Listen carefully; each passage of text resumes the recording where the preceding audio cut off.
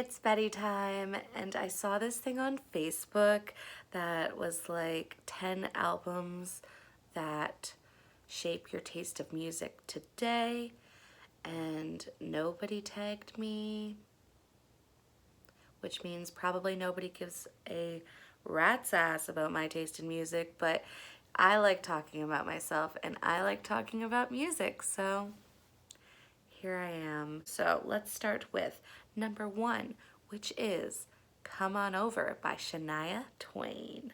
My favorite song on this album is Don't Be Stupid, You Know I Love You. Cool. So basically, that's that. I don't even think I need an explanation. Shania's been part of my life my entire life. This album in particular, my family is a country music family. That's what I grew up with. That's what I like. That's my foundation. And Shania Twain in particular has just always meant so much to me. And this album has like so many songs that I could still listen to on repeat, which is crazy because a lot of songs and a lot of artists do not age that well, but damn, Shania ages well. We already knew that though. The second album is Spice World by the Spice Girls. I don't know how it happened, but I watched the Spice World movie with one of my friends, and then the Spice Girls were my world. And I am the type of person who gets like obsessive over things, so I just was in love with the Spice Girls. I thought they were so cool. Honestly, still kind of do.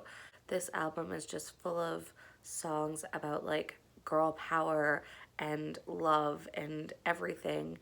And I think it just kind of like introduced me to that world of pop music basically and girl bands. I didn't give a shit about boy bands until later on, but Spice World still has my heart. Now I'm moving on to about like my middle school age. Imagine yourself, grade 6, and Let Go by Avril Lavigne is released, which means that's the album that had Skater Boy, Complicated, I'm With You, which is still one of my favorite songs ever to this day. And this album just showed me that you don't have to be like a pop princess to be popular, and like you can still write songs from the heart and like do it yourself. Like Avril's also a songwriter, she's a punk. That definitely introduced me to like that side of the world because as I said, I was coming from a country background and Avril just spoke to me somehow. My grade 6-year-old self, I went to see her last year in concert and she did not disappoint. She played all the classics. My favorite being, she closed with this.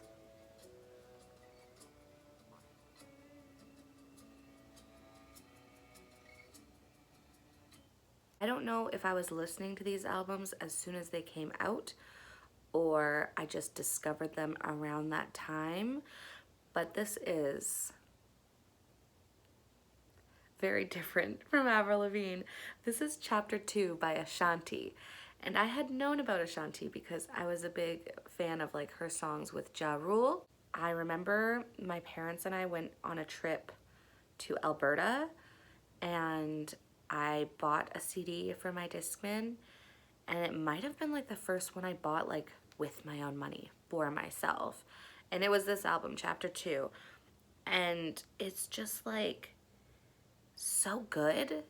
My favorite song on this album is definitely Murder Inc. Murder Inc. Love you, babe. I think this was like how I got into listening to like full albums in order.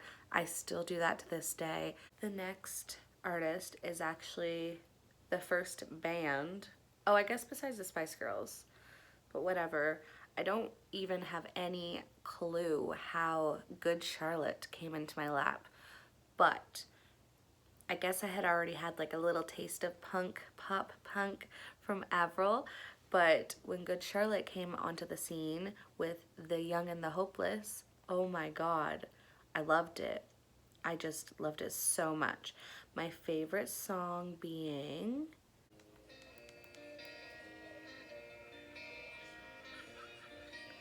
Girls and Boys. This is the album that got me into my favorite band, which will be brought up later on, which anybody who follows this channel already knows. Now, after Good Charlotte, I had a crush on a boy, and you know what crushes can do. Bring great music into your life that you wouldn't have otherwise thought to listen to. Now, most of my albums were quite new at the time, except for this one, and that was Parsley, Sage, Rosemary, and Thyme by Simon and Garfunkel. And the song that this boy introduced me to them with, I don't know if he did it on purpose or he was just like, yeah, this is my favorite song.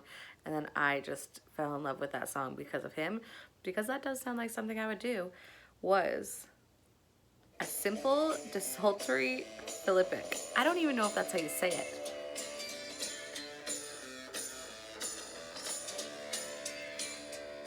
That's still my favorite song by Simon and Garfunkel. But on this particular album, Homeward Bound is a very, very close second, which brings me into my next artist, Aslan Debbison. Now, I used to go on bus trips with my fiddle group, which sounds so weird to say out loud, but we went to Cape Breton one year.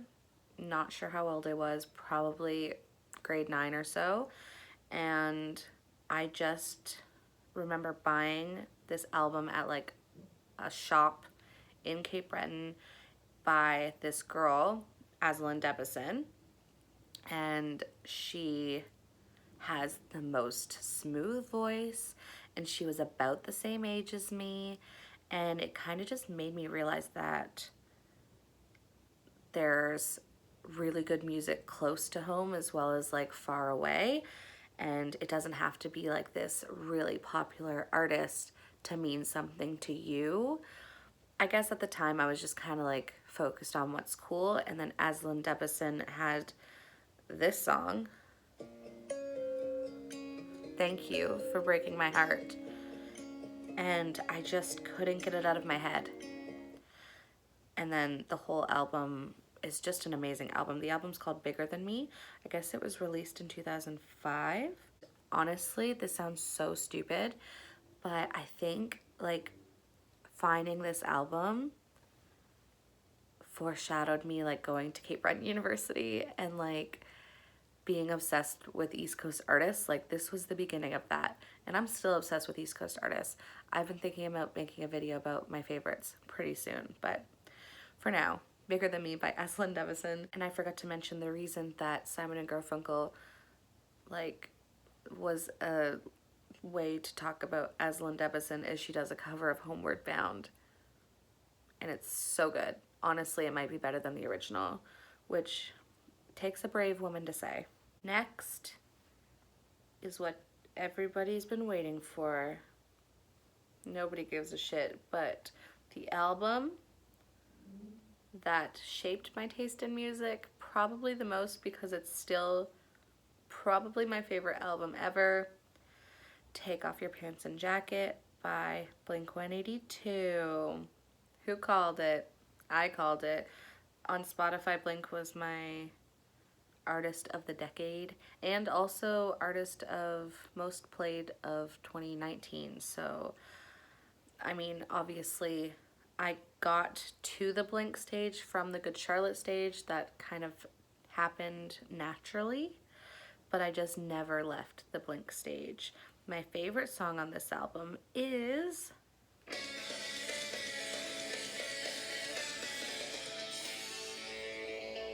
Breathing Deeply, Walking Backwards. That's Roller Coaster. I just love it so much. That's one of my favorite songs of all time as well. Also, Shut Up. I don't know why I love it so much, but that's like my angry song. If I'm ever mad, oof, you know I'm playing Shut Up by Blink-182 off the album Take Off Your Pants and Jacket, which is the album I have tattooed on my back with the plane, the pants, and the jacket. Okay, I talk way too much about Blink-182. What is next? All Right Still by Lily Allen. And this got me into like a whole other side of like the world in pop music because she's British, right? And my favorite song at the time is not my favorite song now, but it was Smile, which was like her breakout single, I believe. And I loved that she sang in a British accent, which you don't hear that often. And her songwriting just like spoke to me in a way that was like kind of like spunky, but was just writing about her surroundings. So yeah.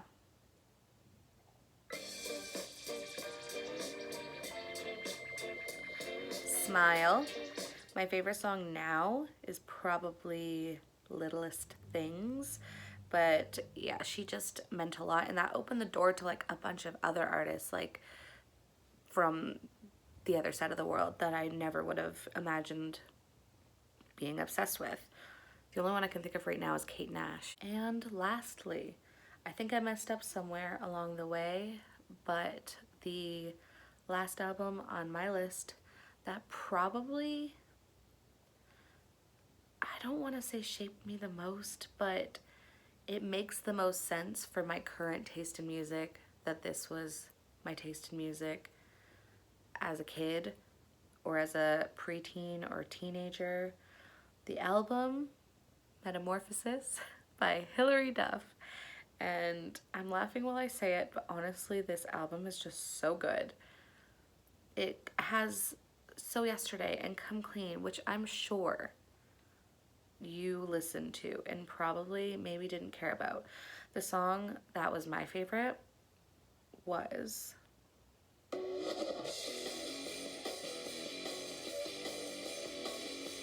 The Math. If you can't do the math, then get it out of the equation. Anyway, I guess that's it. I understand that nobody tagged me and nobody cares about my taste in music because it's honestly pretty bad, but that's it. Those are the albums that really shaped me as a music listening person, as a 28-year-old music listening person now. And it's mostly what I listen to now. Like, there's some pop punk in there, there's some country in there, there's some regular pop, there's some East Coast pop, there's some oldies. Yeah, pretty versatile, I'd say. Very female-led, which is totally accurate now as well. I'm a sucker for female vocalists with relatable lyrics. Okay, I think that's it. Make sure to subscribe if you haven't. I talk about music a lot and my life in vlog form. Betty Pies.